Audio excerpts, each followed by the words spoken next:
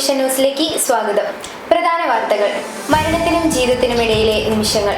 നടക്കു താഴെ കിണറ്റിൽ വീണ വയോധികയെ ജീവിതത്തിലേക്ക് പിടിച്ചു കയറ്റി വടകര അഗ്നിരക്ഷാസേന.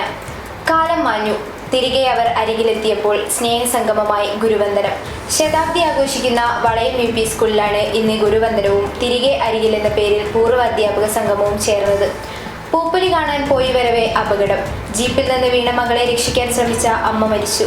മരണം കോഴിക്കോട് മെഡിക്കൽ കോളേജിൽ ചികിത്സയിലിരിക്കെ. പ്രമോഷൻ റീൽസ് ചിത്രീകരിക്കുന്നതിനിടെ കാറടിച്ച് കടമേരി സ്വദേശിയായ യുവാവ് മരിച്ച സംഭവത്തിൽ അന്വേഷണം ഊർജിതമാക്കണമെന്ന് കുടുംബം. വാർത്തകൾ വിശദമായി. വടകര സ്വദേശി അമൃതയിൽ വനജയാണ് വീടിനോട് ചേർന്നുള്ള കിണറ്റിൽ അബദ്ധത്തിൽ വീണത്. ഇന്ന് പുലർച്ചെ 5 മണിയോടെയായിരുന്നു അപകടം. ഉടൻ തന്നെ വീട്ടുകാർ അഗ്നിരക്ഷാസേനയെ വിവരമറിയിച്ചു. പിന്നാലെ എത്തിയ fire and rescue officer MD Rashid കിണറ്റിലിറങ്ങി റെസ്ക്യൂ നെറ്റിന്റെ സഹായത്താൽ വയോധികയെ സുരക്ഷിതമായി പുറത്തെത്തിക്കുകയായിരുന്നു. 104 വർഷം പിന്നിട്ട വിദ്യാലയമുറ്റത്ത് അക്ഷര വെളിച്ചം ചൊരിഞ്ഞ ഗുരുവന്ദിതർ എത്തിയപ്പോൾ കാലം മാഞ്ഞുപോയ സൗഹൃദവേദിയായി. ശതാബ്ദി ആഘോഷിക്കുന്ന വളയം UP സ്കൂളിലാണ് ഇന്ന് ഗുരുവന്ദനവും തിരികെ അരികിൽ എന്ന പേരിൽ പൂർവ്വ അധ്യാപക സംഗമവും ചേർന്നത്.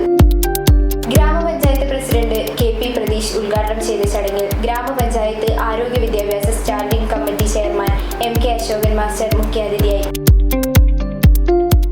തിരികെ അരികിൽ പരിപാടി മുൻ പ്രധാന അധ്യാപകൻ ചോയ്ക്കുട്ടി മാസ്റ്റർ ഉദ്ഘാടനം ചെയ്തു. വയനാട് അമ്പലവയലിൽ പൂപ്പൊലി കാണാൻ പോയി വരവെ ജീപ്പിൽ നിന്ന് വീണ കുട്ടിയെ രക്ഷിക്കാൻ ശ്രമിച്ച അമ്മ മരിച്ചു. കുറ്റ്യാടി പുഴുത്തിനി കുന്നുമ്മൽ സുചിത്രയാണ് മരിച്ചത്. കഴിഞ്ഞ ദിവസമാണ് ഊരത്തെ തൊഴിലുറപ്പ് തൊഴിലാളികളായ സ്ത്രീകൾ ചേർന്ന് അമ്പലവയലിൽ പൂപ്പൊലി കാണാൻ പോയത്.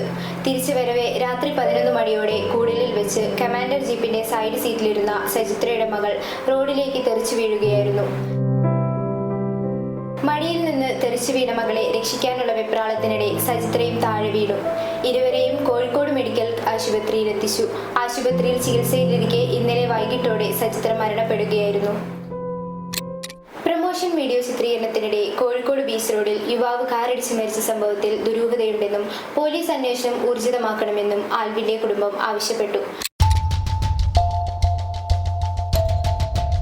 കഴിഞ്ഞ ഡിസംബർ 11-നാണ് ബീച്ച് റോഡിൽ വെച്ച് ആഡംബര കാറുകളുടെ പ്രമോഷൻ വീഡിയോ ചിത്രീകരിക്കുന്നതിനിടെ തണ്ണീർപന്തൽ സ്വദേശി ആൽവിൻ കാറടിച്ച് മരിച്ചത്. അപകടം നടന്ന് 1.5 മാസം പിന്നിട്ടിട്ടും അന്വേഷണം പൂർത്തിയായിട്ടില്ല.